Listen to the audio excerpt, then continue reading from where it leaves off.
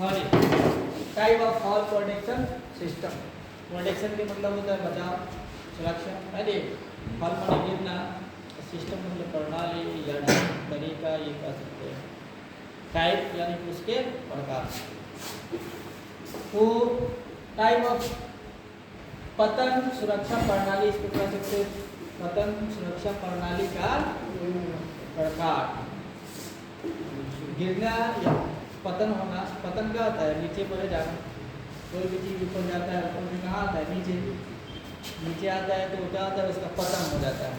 पतन के मतलब यहाँ अपना रहा है, इसमें ये चार जो टाइप होते हैं, चार टाइप होता है इसमें, चार जो इसके प्रकार होते हैं। अब इसमें इसके कारण क्या हो सकते हैं, इसके रीजन क्या हो सकता है, आगे इसमें देखा है कि गार्ड रेल सिस्टम एक होता है, यानी कि इससे सुरक्षा के लिए, इसके पतन से सुरक्षा के लिए, ठीक है जी। यानी कि ये जब मचान बनता है, फोल्ड होता है, तैयार हो जाता है, रेडी हो जाता है, तो रेडी हो जाने के बाद भी हम उसके लिए अपनी सुविधा बनाए रखेंगे, अवेलेबल करेंगे, प्रोवाइड करेंगे कि हम गिरे नहीं, हमारा पतन ना हो, या किसी चीज़ का पतन ना हो। किसी सामग्री का भी पतन होगा तो डिस्टर्ब होगा, काम रुक जाएगा। अगर नीचे गिर गया उठा के दो तो हम काम करेंगे, या हम खुद गिर गए, तो इससे बचने के लिए सुरक्षा अपनाया जाता है। क्या है कि गार्ड रेल सिस्टम, यानी कि चारों तरफ एक रेलिंग लगा दिया जाता है, ठीक है जी। रेलिंग समझते हैं ना? जैसे आपने घरों पर भी छत फ्लोर छत हो जाता है तो हम क्या करते हैं कि 1 मीटर ले, 1.25 मीटर ले उठा देते हैं, रेलिंग लगा देते हैं, ताकि हमें भूल चूक से हम गिरे ना पाए, या अगर मन करे कूदने को तो डायरेक्ट ना कूदे, पहले हम रेलिंग पार करके हम कूदाएंगे, ऐसी प्रक्रिया हो सकती है। तो उसको कह रहा है कि जो रेलिंग लगाया जाता है ऊपर मचान पर, उसको अपनी सुरक्षा के लिए लगाया जाता है। जैसे एज प्रोटेक्शन, एक मतलब का किनारा, ठीक है जी, किनारा की सुरक्षा करने के लिए। उसके बाद कह रहा है कि सेफ्टी नेट जाल। अब क्या होता है कि जब मचान बन जाता है, तो बन जाने के बाद उसके बावजूद भी एक नेट जाल का उपयोग किया जाता है कि कोई भी चीज़ अगर गिरे, या हम गिरे, या कोई सामग्री गिरे, कोई मटेरियल गिरे, तो उससे वो गिर करके पूरा नीचे नहीं जाएगा, क्योंकि हो सकता है जैसे अभी डबल डेकर के काम हो रहा है छपरा सिटी में, तो छपरा सिटी में जब ब्रिज के ऊपर उसके जितने कंपोनेंट है उन सारे कंपोनेंट को उठा के रखा जाता है, और उसकी ज्वाइंट करने के लिए जब काम स्टार्ट होता है, तो स्टार्ट करने के बाद नीचे उससे पहले क्या किया जाता है कि जाल लगा दिया जाता है, क्योंकि नीचे रनिंग है और वाहन का व्हीकल का रनिंग है। अब हो सकता है कि ऊपर आप काम करें, कोई औजार ही, कोई टूल्स ही गिर जाए, और गिरेगा, किसी के ऊपर ही गिर जाए, किसी गाड़ी पर गिर जाए, किसी ह्यूमन पर गिर जाए, मैन पर गिर जाए, किसी पर्सन पर, तो वो इंजर्ड हो जाएगा, उसको खतरा हो जाएगा। तो उससे बचने के लिए क्या किया जाता है, नेट जाल का उपयोग किया जाता है। उसके नेट जाल लगा दिया जाता है और ऊपर काम करें, नीचे नेट जाल और ऊपर काम करें। कोई भी सामग्री या मटेरियल गिरेगा तो वो किस पर आएगा? नेट जाल पे गिर के रह जाएगा। आपको जरूरत है उसे उठाइए, नहीं जरूरत है उसी पर छोड़ दीजिए। हो सकता है कि जो काम कर रहे हैं, तोड़ने का काम कर रहे हैं, तो टूटा हुआ जो हिस्सा है, भाग है, पार्ट है, वो नीचे किस पर आएगा? जाल पे आएगा। और या आपका अगर कूदने का मन किया, या आप गलती से मिस्टेक से अगर कूद गए या गिर गए, तो कहाँ आएंगे आप? जाल पर आएंगे। तब इसके लिए जाल भी 2 किस्म का होता है, आगे यहाँ दिया हुआ है, ठीक है। ह्यूमन मैन के लिए अलग है, मटेरियल के लिए अलग है। तो ये जाल एक सिस्टम हो गया, ये हमारी सुरक्षा करेगा। उसके बाद ये रेलिंग जो लगता है वो हमारी सुरक्षा करेगा। अब एक लाइफ लाइन है, तो लाइफ लाइन का मतलब का जीवन रेखा बनाए रखना, एक दूसरे से जुड़े रहना, एक दूसरे के साथ तालमेल मिला के रखना है, और एक दूसरे से सहयोग लेकर के काम करना, सहयोग लेकर के जाना, सहयोग लेकर के आना, ये हो जाता है सहयोग, यानी कि लाइफ लाइन। उसके बाद personal fall arrest system. Personal क्या होता है कि व्यक्तिगत पतन सुरक्षा प्रणाली, बंद, उसको अरेस्ट का मतलब क्या होता है? बंद करना, ठीक है जी। अरेस्ट का मतलब बंद करना, तब रोकना, इसको यहाँ कह देंगे हम रोकना, ठीक है जी, कि व्यक्तिगत पतन रोकने की प्रणाली या रोक प्रणाली है। क्योंकि अरेस्ट का मतलब क्या था? अब अरेस्ट मतलब तो पुलिस डिपार्टमेंट वाले सबसे ज़्यादा समझते हैं अरेस्ट का मतलब, हम तो नहीं समझते हैं, क्योंकि लोग सबसे ज़्यादा क्या करते हैं? अरेस्टे करते हैं, मतलब अपने पकड़ लेते हैं और आपकी आज़ादी को रोक देते हैं। आप अब आज़ादी नहीं पा सकते जब तक कि आपका दोष निर्दोष न हो जाए तब तक आपको आज़ादी नहीं मिलेगी। तो क्या करते हैं कि आपको अरेस्ट करते, बर्न करते, आपकी आज़ादी को रोक देते हैं। यानी कि जिस एक्टिविटी के तहत आप आज़ाद हैं उस आज़ादी को वो रोक लेते हैं। तो उसी को कह रहा है कि व्यक्तिगत यानी कि किसी भी पर्सन के साथ हो सकता है उसके पतन यानी कि गिरने का रोक प्रणाली। ठीक है जी। अब एग्जाम्पल गाइड में ये दिया है कि फुल बॉडी हार्नेस का इस्तेमाल किया जाता है अपने बॉडी पर। जैसे वो एक लटका हुआ रखा हुआ है जी, फुल बॉडी हार्नेस है आपका। उसका आगे उसके बारे में, उसकी भी मजबूती के बारे में जस्ट इसके बाद उसकी चर्चा होगी। ठीक है जी। कि उसकी मजबूती, उसके उपयोग, उससे रिलेटेड जो भी इंस्पेक्शन होगा उसके बारे में भी होगा। तो ये हो जाता है फुल बॉडी हार्नेस। और एक हो जाता है लाइफ लाइन, यानी कि जीवन रेखा बनाए रखना। अब किसके साथ? इक्विपमेंट के साथ, ह्यूमन के साथ, पर्सन के साथ, या मटेरियल के साथ, या मशीनरी के साथ, किसी के साथ भी अपने जीवन रेखा को बनाए रखें। ऐसा नहीं कि आप बिगाड़ के रखें। बिगाड़ के रखेंगे तो कुछ करने के लायक नहीं बचेंगे। तो ये चार वो गिरने से सुरक्षा बचाता है, सुरक्षा करता है। ठीक है जी। खुद के पतन में सबसे जरूरी है सामान गिर जाए, किसी के ऊपर ना गिरे। गिर जाए ठीक है, किसी के ऊपर ना गिरे। ठीक है। तो उसके लिए यहाँ नेट जाल का उपयोग किया जाता है। खुद को बचाने के लिए भी जाल का उपयोग किया जाता है, मटेरियल को बचाने के लिए भी जाल का उपयोग किया जाता है। अब आइए यहाँ सेफ्टी नेट सिस्टम में इसका सेफ्टी जाल प्रणाली क्या है, इसका तरीका क्या है। इसमें दो टाइप के होते हैं। एक इसमें होल साइज हो गया, होल समझते हैं ना, उसमें छिद्र होता है, छिद्र, तो उसको कहा जाता है। और ये आउटलाइन रोप साइड यानी कि बाहरी रस्सी का रेखा किनारा है, ये कितना होता है। तो मैन के लिए इसमें 100 mm छेद होना चाहिए, यानी कि 10 सेंटीमीटर। आदमी तो उतना छोटा सामग्री नहीं है कि जल्दी से छोटा सा छेद में से भी गिर जाएगा, नहीं रखिए। बड़ा भी रहेगा तो चल बन जाएगा। तो उसके लिए कहा है कि 100 mm तक ले ह्यूमन में होल रहेगा तो भी कोई दिक्कत नहीं है। क्योंकि आदमी का ऐसा गिरेगा तो ऐसा नहीं हो सकता है कि उसका हाथ छटक करके कहीं नीचे जाए और वो उसी में पड़ा रहे, पैर उसके अंदर चला जाए, वो उस पर पड़ा है। अगर फटा हुआ है तो दिक्कत है। तो फटा होने से यानी कि यूज करने से पहले उसका भी जांच किया जाता है, इंस्पेक्शन कर लिया जाता है। तो आदमी के लिए जो नेट का यूज किया जाता है वो 100 mm तक है। अब mm तो समझते हैं कितना है, छोटा होता है। जी हाँ सर, 10 mm में 1 सेंटीमीटर होता है। हाँ 10 mm में 10 सेंटीमीटर हो जाएगा, 10 सेंटीमीटर हो जाएगा। उसके बाद आउटलाइन, अब इसमें कह रहा है कि आउटलाइन के जो रस्सी का होगा तो उसका भी गैप हो जाएगा 8 mm। अरे 8 mm होना चाहिए। अब ये सेंटी से छोटा ही है, छोटा ही रहेगा, क्योंकि 10 होगा तब वो बदलेगा ना, ये छोटा ही रहेगा। उसके बाद कह रहा है कि मटेरियल के लिए, क्योंकि मटेरियल कभी कभी छोटा टुकड़े में भी गिर सकता है और बड़ा टुकड़े हिस्सा में भी, पार्ट में भी गिर सकता है। तो इसके लिए उसका घना रहना जाल का जरूरी है। अगर घना रहेगा तो उस मटेरियल को रोक लेगा। हो सकता है कि नीचे कोई जाए उसके सिर पर गिरे, सिर पर नहीं, अगर ऐसे ही देख रहा है, किसी ऐसा ही अगर देख रहा है इस पर गिर जाए, तो इससे रोकने के लिए उसके बॉडी की सुरक्षा के लिए नेट उपयोग किया जाता है। कि कोई भी मटेरियल मिलेगा तो 25 mm यानी कि थोड़ा सा सेंटीमीटर 1 पॉइंट यानी कि 0.45 सेंटीमीटर यूज किया जाता है। ये 12 mm हो जाएगा, यानी कि 1.2 सेंटीमीटर तक आ जाएगा। अब आइए कह रहा है कि जब नेट जिस तरह का यूज किया जाता है तो ये तो उसका होल साइज है और उसका बाहरी घेरा के बारे में है। ठीक है। अब नेट लगाएं कैसे, लगाना है ना जी। ये तो साइज बता दिया कि उसका होल साइज कितना होगा, उसका घेरा कितना होना चाहिए, किस प्रकार का होना चाहिए, और आदमी के लिए क्या है और मटेरियल के लिए क्या है। अब कह रहा है कि जब जाल हम लेंगे, यूज करेंगे, तो हम यूज करेंगे कहाँ, लगाएंगे कहाँ, कितना दूरी पर लगाएंगे। ऐसा तो नहीं है कि ऊपर हम काम करें नीचे जमीन में बिछा देते हैं, लगाने का कोई फायदा नहीं होगा। कितना हाइट पर हम रखें यह हमें देखना है। तो कह रहा है कि वर्टिकल डिस्टेंस, वर्टिकल मतलब ऊर्ध्वाधर, ऊपर से नीचे, फ्रॉम वर्किंग लेवल, काम के सतह से ऊर्ध्वाधर दिशा में जो उसकी दूरी होगी, हॉरिजॉन्टल प्लेन टू नेट, यानी कि नेट का दूरी, नेट को लगाएंगे क्षैतिज दिशा में, क्षैतिज दिशा समझ ले, हॉरिजॉन्टल से, हाँ हॉरिजॉन्टल जो होता है उसको क्षैतिज हिंदी में कहा जाता है, और वर्टिकल को ऊर्ध्वाधर कहा जाता है। ऊर्ध्वाधर का मतलब पोल के समान हाइट, जैसे मीनार होता है, टावर होता है, पिलर होता है, खड़ा होता है ना जी। कोई ब्रिज तो नहीं देखा होंगे कि उसका सारा पिलर नीचे सीधा हो, उठ के रहता है। तो उसके लिए क्या होता है कि वर्टिकल। अब इसमें ये बात होगी कि हम जब 36 दिशा में नेट को लगाएंगे ऐसे, तो कितना हाइट छोड़ के लगाएंगे, ठीक है जी। कितना हाइट ऊपर से छोड़ के, नीचे से नहीं, ऊपर से छोड़ना है। जहाँ काम हो रहा है तो ऊपर से हमें छोड़ना है।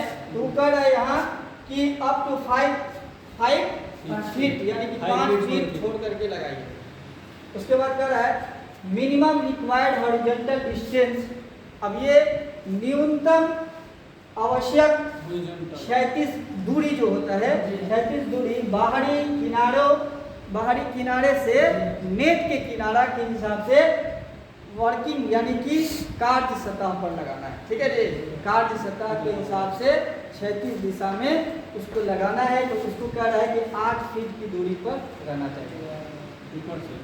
कितना 8 फीट की दूरी पर रहना चाहिए। यानी कि जहाँ तक हम काम कर रहे हैं तो काम से और बढ़ करके 8 फीट की थोड़ा बढ़ करके हमको लगाना है, ताकि हम अगर साइड में काम करें, किनारे पर जाए, तो किनारे से हमारा किनारा का सुरक्षा हो जाएगा, हमारा सुरक्षा होगा। अरे वर्क जहाँ करेंगे, जहाँ खड़ा रहेंगे, वहाँ उसके किनारा सरफेस सतह यानी कि वर्क सरफेस जो होता है यानी कि कार्य की सतह से किनारे यानी कि ये जो नेट का सतह होगा वो थोड़ा बाहर पड़े होगा, ठीक है, बाहर पड़े रहेगा, ताकि हम अगर फिसल करके या भूल चूक से नियर मिस्टेक हो या ट्रिप हो करके या स्लिप हो करके अगर गिर गए तो हम उसमें बच सकते हैं। या कोई मटेरियल ही या कोई इक्विपमेंट ही, टूल्स ही गिर जाए तो वो उसमें जाल में आसानी से आ जाए।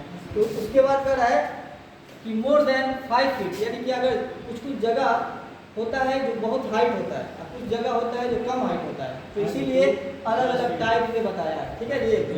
क्योंकि हर जगह तो एक ही जैसा नहीं होता है, एक बराबर नहीं होता है। एक ही टाइप का हर जगह काम हो तो सब एक ही जैसा दिखाई देंगे, लेकिन ऐसा तो है नहीं। कहीं टावर बनाया जाता है, कहीं बिल्डिंग बनाया जाता है, कहीं अपार्टमेंट बनाया जाता है, कहीं ब्रिज बनाया जाता है। अब देखो छपड़े में डबल डेकर बन रहा है जी, तो अलग है, सब उसका भी अलग है। अब उसमें क्या आएगा, तो उसमें डबल जाल यूज करना पड़ेगा, एक ऊपर भी यूज करना पड़ेगा और एक नीचे काम होगा तो नीचे भी लगाना होगा, ऊपर काम होगा तो ऊपर भी लगाना होगा। तो उसके लिए कह रहा है कि मोर देन, जब 5 फीट से ज्यादा हाइट होगा और 10 फीट से कम, एक तो 10 फीट, हाँ, तो एक का यानी कि 10 फीट हो और दूसरा 5 फीट हो, तो हम उसके 5 फीट की दूरी पर लगा सकते हैं। तो उसको ये कह रहा है कि 10 फीट हाइट होना चाहिए। कितना होना चाहिए? 10 फीट इस पास हाइट होना चाहिए। उसके बाद कह रहा है कि मोर देन 10 फीट, अगर 10 फीट से ज़्यादा हो, ठीक है, और 30 फीट के आसपास हो, तो उसके लिए क्या करेंगे, 13 फीट हम और फॉल्स लेकर के यूज करेंगे और नेट को लगाएंगे। और जब ये 30 फीट से भी ज़्यादा हो तो नेट जाल में सुरक्षा का शक्ति खत्म, तो अब आपको रिस्क नहीं लेगा कि हम बचा पाएंगे कि नहीं। ये सीधा बोल रहा है कि 30 फीट से अगर हाइट ज़्यादा है तो ज़्यादा रहने पर safety net not permitted as for protection, यानी कि ये आपको आप सुरक्षा का गारंटी नहीं दे सकता। अब अपना खुद सुरक्षा कीजिए। तो इसके लिए क्या किया जाता है कि हार्नेस पहना करके और डोरी और बेल्ट का इस्तेमाल किया जाता है, और उसके बाद लटक करके काम किया जाता है, ठीक है। डोरी के सहारे आप आगे बढ़ेंगे और डोरी के सहारे ही आप हटेंगे, जिस जगह से दूसरी जगह जाएंगे। हाँ, रोप अटैच होता है और उसमें काम किया जाता है। चलिए ये सब हो गया क्लियर। थोड़ा सा स्टॉप कीजिए, हम थोड़ा सा इसको लिखने का कार्य आरम्भ करें।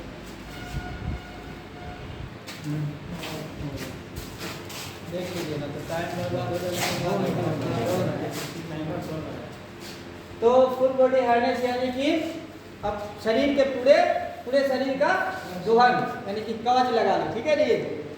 पूरे शरीर का कवच या दोहन उसे कहिए 4 कंपोनेंट फुल बॉडी हार्नेस, यानी कि पूरे शरीर के दोहन कवच के लिए 4 अवयव हैं।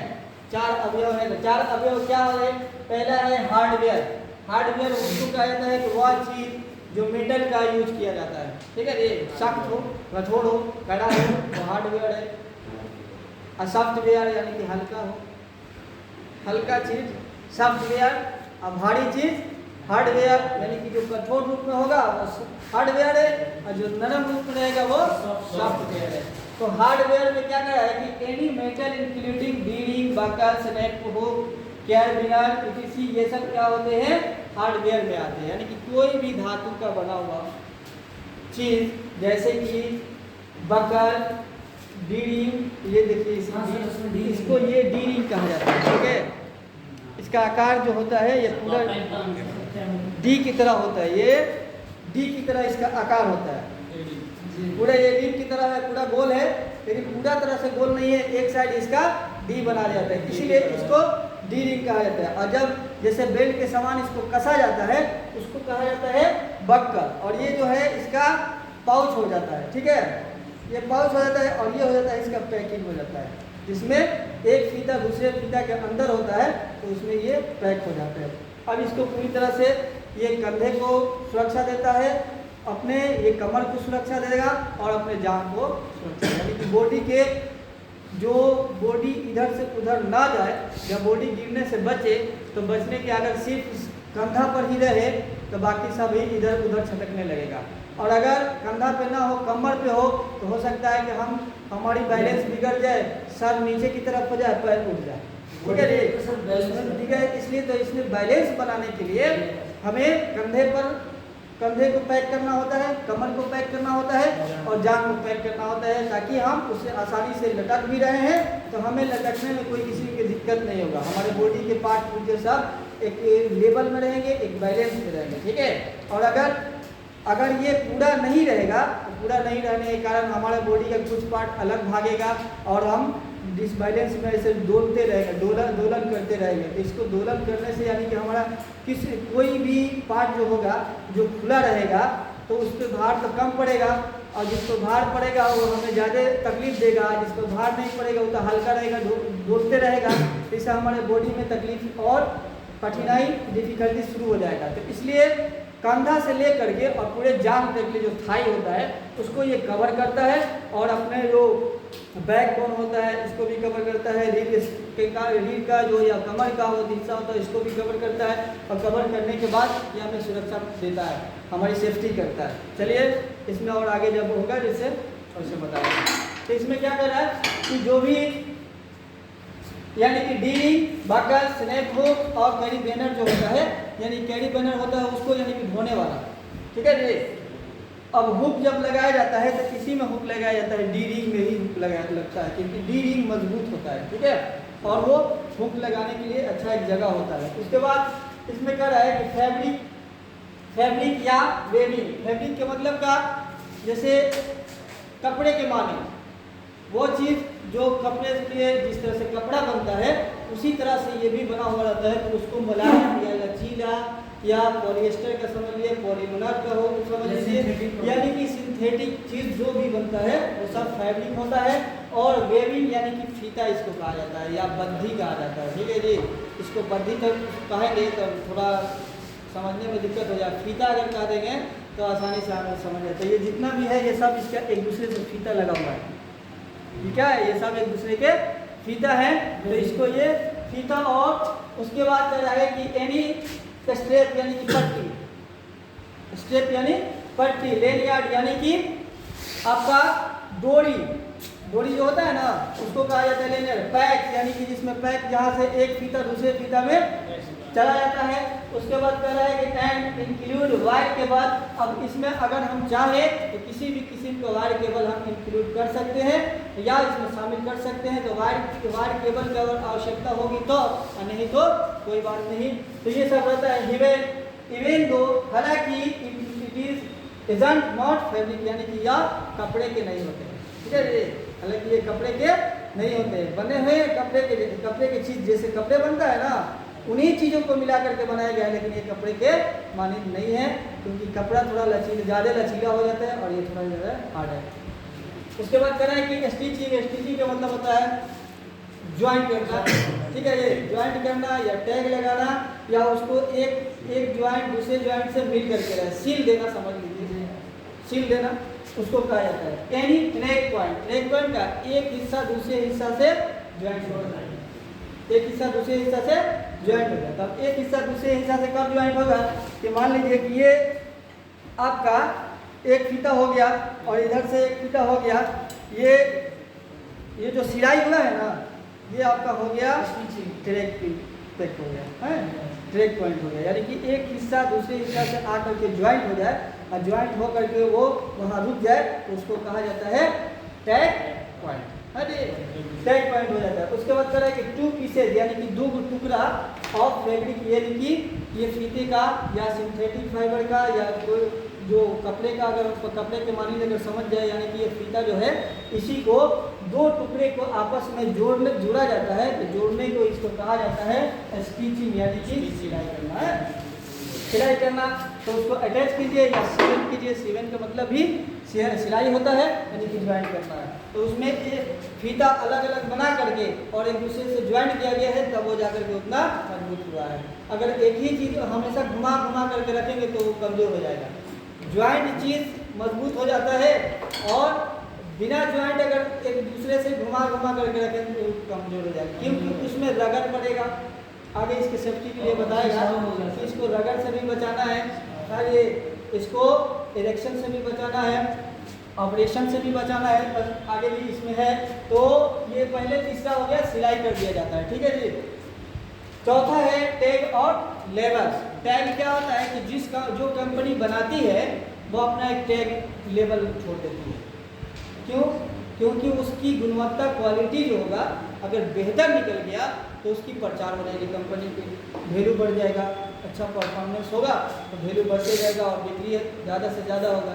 कोई भी कंपनी जब अपनी प्रोडक्शन निकालती है तो उसमें क्या करती है कि एक लेबल लगा देती है, किस कंपनी के है, कहाँ की मेड है, किस कंपनी, कौन कंपनी मैन्युफैक्चर किया है, ये सब अपना लिख करके और उस पर साड़ देती है। तो उसको क्या कहा जाता है? टैग या लेबल कहा जाता है, क्योंकि उसका प्रचार भी हो जाएगा उसके कंपनी का और प्रोडक्शन का नाम भी हो जाएगा। और हो सकता है कि अगर इसके थ्रू कोई व्यक्ति टूट करके गिर जाए तो ये पहचान भी हो जाता है कि हाँ ये कंपनी का बॉडी हार्डनेस सही नहीं है, दूसरे कंपनी का लगाया जाए, ये भी मालूम हो जाता है, ठीक है जी। यानी कि जब इसमें वीकनेस पाएंगे तो हम कंपनी को पहचान लेंगे कि कंपनी सही नहीं है। अगर स्ट्रांग होगा, परफॉर्मेंस अच्छा होगा, उसका स्ट्रांग होगा, तो हम ये पहचान लेंगे नहीं इस कंपनी का प्रोडक्शन सबसे अच्छा होता है, बेहतर होता है, इसी को हम यूज़ करें। तो ये कंपनी का भी इससे फ़ायदा होता है और यूज़ करने वालों को भी इससे फ़ायदा होता है। कंपनी के ज़्यादा होता है, यूज़ तो करने वाले कभी यूज़ करेंगे, लेकिन कंपनी अपने प्रोडक्शन निकाल करके बेचती है। तो उसके बाद ये हो गया टैग और लेबल, हर प्रोडक्शन को देखिएगा है, पेप्सी भी है, मिलती है तो उस पर रहता है ना, ये साबुन भी एक बनती है तो उस पर लेबल रहता है प्रोडक्शन का, यानी कहाँ से मैन्युफैक्चर हुआ है, कौन बनाया, किस कंपनी ने बनाया, सब अपनी कंपनी का।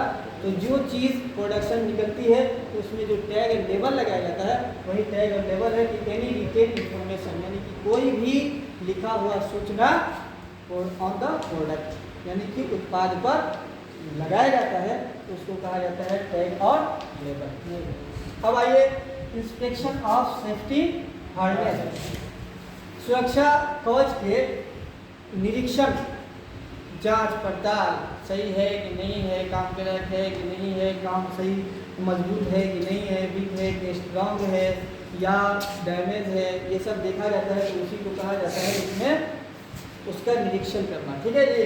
तो इसमें वेविंग चेक सबसे पहला है, इसमें इसका फीता का चेक, ठीक है जी। फीता का जितना भी उसमें बना है सब उसका फीता देखना है कि फीता में क्या क्या गुण है, क्या क्या क्वालिटी है, क्या क्या उसका क्वांटिटी है जी। क्वांटिटी तो वजन में चला जाता है, क्वालिटी हमें देखना है कि हमारे लिए कितनी ज़बरदस्त क्वालिटी है जिससे हमें सुरक्षा दे सकती है। तो hold the harness up by the shoulder traps, जब हम शोल्डर ट्रैप्स लगाएंगे पूरी तरह से बांधेंगे तो बांधने के बाद इंश्योर निश्चित हो जाए कि द वेविंग हैंग इवनली, यानी कि सही ढंग से वो लगा हुआ है, सही ढंग से लटक रहा है। ऐसा नहीं कि हम उसको पहन ले, एक हिस्सा सही है और दूसरा हिस्सा इधर मुड़ा हुआ है, घुमा हुआ है या उसको अकड़ा हुआ है, ये देखना है कि सही अगर आ रहा है तो समझिए कि वो सेफ है और आपको सेफ्टी पहुंचा सकता है। तो उसको कह रहा है कि होल यानी कि ऊपर अगर हम उसको पहनते हैं तो पहनने के बाद बाई द यानी कि शोल्डर ट्रेप, शोल्डर यानी कि फीता सही से अगर है तो ठीक है, सही अगर नहीं है तो क्यों नहीं है ये हम जांच करेंगे। टेढ़ा है कि मुड़ा हुआ है कि वो घिसा हुआ है कि उसमें होल हो गया है, ये सब जांच किया जाता है। कहीं ऐसा नहीं कि उसका पार्ट उठा हुआ है तो उठा है तो क्यों उठा है भाई, कहीं हो सकता है कि वो अकड़ गया होगा या नरम पड़ गया होगा, तो ये सब हम अपने हिसाब से जांच करेंगे। तो उसको करें कि सुनिश्चित हो जाए कि वेविंग हैंग इवेनली यानी कि सही रूप से वो लटका हुआ है कि नहीं। ऐसा नहीं कि वो आप पहन तो लिए लेकिन सही ढंग से नहीं फिट हुआ है तो वो आपको सुरक्षा देने में सही नहीं होगा। आगे कह रहे हैं कि connect bucket and the received harness is not distort and Hanks correctly. कह रहे हैं कि जब हम पहने तो बक्कल को हम क्या करें, कस लें, बक्कल को बंद कर दें है। जैसे बेल्ट को हम पैंट पर हम बेल्ट यूज करते हैं तो क्या करते हैं कि उसके हुक जो होता है उसको उसके होल में डाल करके अब बक्कल फिट कर लेते हैं ताकि मजबूती हो जाता है। अब पैंट ढीला होगा तो वो टांग करके उसको रखेगा और नहीं तो वो अगर टूटा तो पैंट सही से नीचे चला जाता है। उसी वही बात इसमें भी होता है कि अगर बक्कल मजबूत है कि नहीं है, मजबूत रहेगा तो अच्छी तरह से फिट हो जाएगा, सही फिट हो जाएगा। अगर मजबूत नहीं है तो उसको भी हमें जांच करना है, फीता भी जांच करना है, बक्कल का भी जांच करना है, रिंग अगर है रिंग जिस फीते में लगा है उस फीते को भी जांच करना है। तो उसी को कह रहा है कि वो करेक्टली, कहीं ऐसा तो नहीं कि वो मुड़ा हुआ हो, कहीं ऐसा तो नहीं वो मुड़ा हुआ हो तो harness is not distorted and hang correctly यानी कि मुड़ा हुआ हो और सही से नहीं लगा हो। तो उसको हमें जांच लेना है कि सही से बैठ रहा है कि नहीं, सही से है आ रहा है कि नहीं, फिट हो रहा है कि नहीं, ये सब हमें देख लेना है। उसके बाद कह रहा है कि check webbing for sign of the UV damage. अब ये अल्ट्रा वायलेट होता है, पहला बैगनी का नाम सुना होगा ना, क्या यूवी किरण, पड़ा बैगनी का नाम नहीं सुना है। इसको कहा जाता है अल्ट्रा वायलेट यानी कि पड़ा बैगनी या वी किरण उसको कह सकते हैं। यानी कि जैसे जिस चीज़ को हम यूज करें तो धूप में अगर है तो धूप में रहने के साथ साथ हो सकता है कि उसमें खराबी आ जाए, सूरज के प्रकाश की कारण उसमें होल हो जाए, उसमें घिस जाए या उसमें किसी किस्म की खराबी आ जाए, उसके बारे में बोल रहा है कि अल्ट्रा वायलेट क्षति का संकेत के लिए फीता की जांच करें। अल्ट्रा वायलेट यानी कि हम सूरज की किरणों के बारे में ये हो रहा है कि अब धूप में अगर काम कर रहे हैं तो सूरज के किरणों के प्रभावित होने से फीता में ये जांच करना है कि कहीं डैमेज तो नहीं हो रहा है। जैसे हम लोग कपड़ा धूप में रख देते हैं तो रखे रखे खराब हो जाता है, अगर प्लास्टिक को धूप में रख देते हैं रखे रखे खराब हो जाता है। तो उसी तरह से ये हो सकता है कि कहीं ऐसा ना कि हमारे बॉडी पर है तो बॉडी के बाहर भी सूर्य के प्रकाश का प्रभाव पड़ेगा, उसके किरण आएंगे, रेज आएंगे, ये सारे रेज उस पर जब पड़ेंगे तो रेज के कारण कहीं ऐसा ना कि उसमें खराबी आ गया हो, छेद हो गया हो, होल हो गया हो या नरम हो गया हो या ब्रिटल हो गया हो। आगे बताएगा ब्रिटल भी उसमें है, शामिल है आगे में लाइन में। तो इसका क्षति के संकेत देखना है कि कहीं खराबी तो नहीं आ गया है, अकड़ तो नहीं गया है, धूप में जाने से अकड़ जाता है बिल्कुल।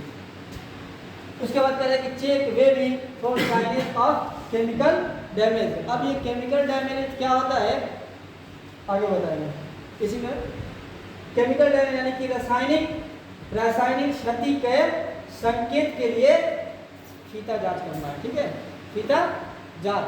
तो रासायनिक डैमेज क्या होता है कि जैसे उसमें धब्बा लग जाना, यहाँ लिखा है staining is a good indication of chemical, छार जिसको कहा जाता है, जैसे जंग जिसको कहा जाता है कि जंग लग जाता है, उसको संक्षारण भी कहा जाता है, बीज कहा जाता है। हाँ, जैसे लोहे में जंग नहीं लग जाता है, लोहा को रखो कितना तेल पालिश करके देखोगे तो उसमें जंग मूर्छा लग ही जाता है। तो उसी को कह रहा है कि अगर हम केमिकल, ये जांच क्या होता है कि वह एक किस्म का केमिकल कारण हो जाता है, क्योंकि बाहरी वातावरण से धूल कण मिट्टी पानी ये सब जुट करके आकर के उसको बैठ गए बैठ जाने के कारण ये सब क्षति पहुंचा देते हैं उसको, अगर ज़्यादा यूज नहीं हो, क्योंकि इसको तो बार बार यूज नहीं होता है, यूज हुआ काम हुआ रख दिए, तो रखने से क्या होगा कि इसमें जंग लग जाता है। तो यूज़ करने से पहले हम इसका जांच कर लेंगे कि कहीं ज़्यादा जंग तो नहीं लगा है, जंग लगने से इसमें कमजोरी तो नहीं आ गया है, वीकनेस तो नहीं हो गया है, ये सब जांच कर लेंगे। तो ये सब जांच करना हमारे लिए सही होगा, क्योंकि नहीं जांच करेंगे आप पहन लेंगे एकदम जैसे कि तैसा दिखाई देगा। क्योंकि प्लास्टिक की कोई भी चीज़ या फैब्रिक चीज़ धूप में पड़े रहने से दिखाई देगा कि सही है, लेकिन वो असल में फुल्ली रूप से वो अंदर इंटरनली डैमेज रहते हैं, दिखाई देगी कि सही है। जैसे मान लीजिए कि धूप में अधिक दिनों तक कोई पॉलिथीन रख दीजिए, फूल वैसा ही कि वैसा ही रहेगा, लेकिन सामान उसमें डालिएगा तो नीचे पड़ गिर जाएगा वैसा। क्यों? क्योंकि उसमें वीकनेस आ जाता है। उसी चीज़ को कह रहा है कि अगर इसको ये जांच कर लेना है कि कहीं इसको जंग ज़्यादा अगर लग गया तो रखे या जंग लग जाने के कारण इसमें कोई खराबी आ जाए, कमी आ जाए, तो इसे हम पहन लें, पहन के चले जाएंगे।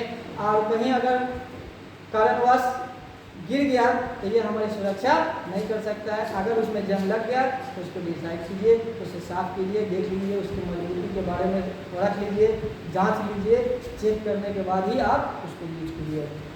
तो धब्बा लग जाने से इससे हमें फ़ायदा ये हो जाता है कि मालूम हो जाता है कि हाँ धब्बा लगा हुआ है कि नहीं है। ये हमें एक नॉलेज भी दे देता है धब्बा कि हाँ ये इसको अगर धब्बा लग गया है, ज़्यादा लग गया है, तो इसके हम मजबूती को परख लेंगे कि सही है या नहीं है। तो उसी को कह रहा है कि staining is a good indicator, यानी कि ये एक अच्छा सूचक होता है जो हमें ये बता देता है कि रासायनिक डैमेज, ये रासायनिक कितना डैमेज हो गया है, यानी कि केमिकल डैमेज कितना इसका हुआ है, कितना नहीं हुआ है। उसके बाद कह रहे हैं कि कैन बी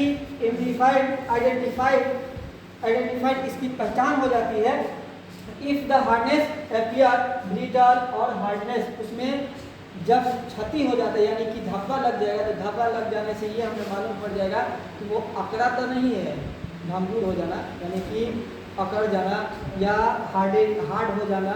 अगर जो चीज़ सॉफ्टली है और हार्ड हो गया तो वो समझिए कि डैमेज है। जैसे सब चटाई हो जाता है, हाँ चटाई है, सॉफ्टली है, मजबूत है, और जब वो हार्ड हो गया तो कमज़ोर हो जाता है, क्योंकि वो कब कहाँ से टूटेगा।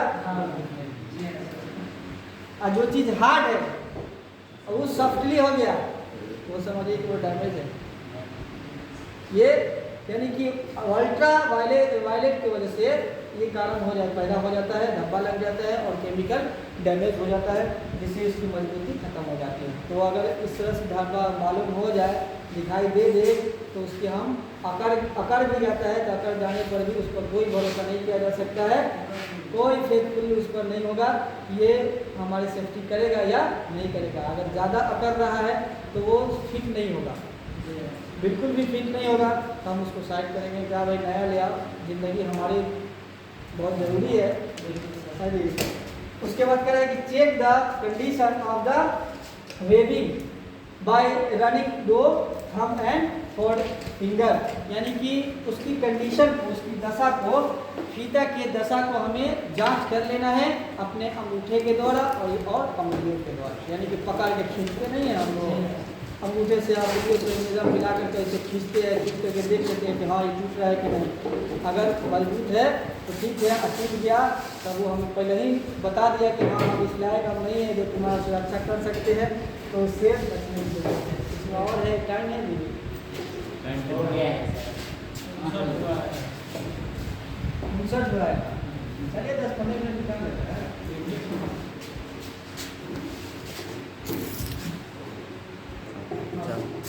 ये आपका डीलिंग हो गया, ये आपका फीता हो गया, ये आपका पैकिंग हो गया और ये आपका सेफ्टी स्टेनर हो गया, केयर बीनर हो गया। ये राशि कहाँ लगेगा?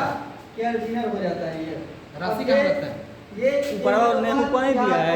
वायर लटकाने के लिए ये हुक हो गया, इस हुक में कोई भी अगर एक्स्ट्रा हुक या सपोर्टिंग हुक लगा सकते हैं इसमें, और अपनी सुरक्षा के लिए कोई भी हुक लगा करके डोरी के थ्रू आप इसमें लटक सकते हैं और गिरने से आप बच सकते हैं। उसके बाद ये जो होता है ये इमरजेंसी के लिए होता है कि कोई वायर फंसाने के लिए या कोई चीज़ फंसाने के लिए, इसका ज़्यादा कोई काम नहीं है, बस जैसे कोई वायर फंसा करके हम ले जा सकते ऊपर है, इसके लिए होता है। और इसको छोटा या बड़ा अपने साइज के अनुसार बना लिया जाता है और पूरी फिट कर लिया जाता है। अब पूरा फिट नहीं, ऐसा फिट नहीं कि हम थोड़ा सा हल्का गैप रहना चाहिए, ऐसा लूज रहना चाहिए जैसे हम लोग कपड़े पहनते हैं उसी तरह से रहेगा, अब पूरा नहीं होना चाहिए। क्योंकि जब डोरी लगेगा तो एक तो आपका बॉडी फिट रहेगा। बॉडी में अगर ये पूरी तरह से अगर कसा हुआ रहेगा तो डोरी के साथ आपके बॉडी के मोशन में दर्द होने लगेगा, तो उस दर्द को बचने के लिए थोड़ा सा हल्का लूज रखा जाता है ताकि डोरी जो खींचेगा वो मेंटेन हो जाएगा। दोनों तरफ अगर डोरी दोनों तरफ लगता है तो दोनों दो साइड इसका राइट एंड लेफ्ट दोनों साइड हुक लगाने के लिए है। डोरी हुक लगा करके दो साइड आप लटक सकते हैं और ये ऊपर के हुक में ये सबसे ज़्यादा आपका सेफ्टी देता है। इस हुक से अगर ऊपर अगर हाइट पर काम कर रहे हैं तो इसमें अगर हुक लग जाता है जिसमें लटके रहेंगे तो आपकी बॉडी एकदम सेफ्टी रहेगा। अब ये राइट एंड लेफ्ट जो हुक लगाने के लिए दिया रहता है तो आप इससे आप दूरी आप तय करके एक दिशा में या किसी एक दिशा में दो दिशा होता है तो किसी एक दिशा में जा सकते हैं, यानी किनारा उतरने के लिए बचने के लिए कोई ना कोई आप किनारा ढूंढेंगे तो उस किनारे पर जाने के लिए आप किसी एक डोरी का इस्तेमाल करके जा सकते हैं। हो सकता है कि आप इस राइट वाले को डोरी को लूज करके खत्म कर दे, हटा दे और लेफ्ट वाले डोरी की सहायता से एक किनारे पर जाकर के आप उतर सकते हैं। इसमें कितना डोरी लगता है?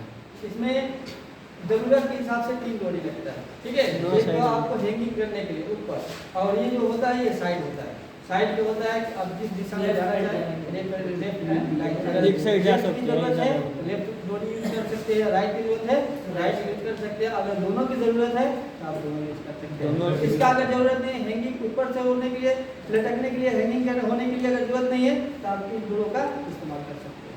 तो ज़्यादा ऊपर चलेंगे और ये ऊपर यानी कि उसी पर आप किसी चीज़ को सहारे के खड़ा भी रहेंगे और दोनों साइड में आपका हुक लगा रहेगा, काम भी करेंगे और ये हुक आपका सेफ्टी बनाए रखेगा। चलिए बाकी और आगे बढ़ते हैं।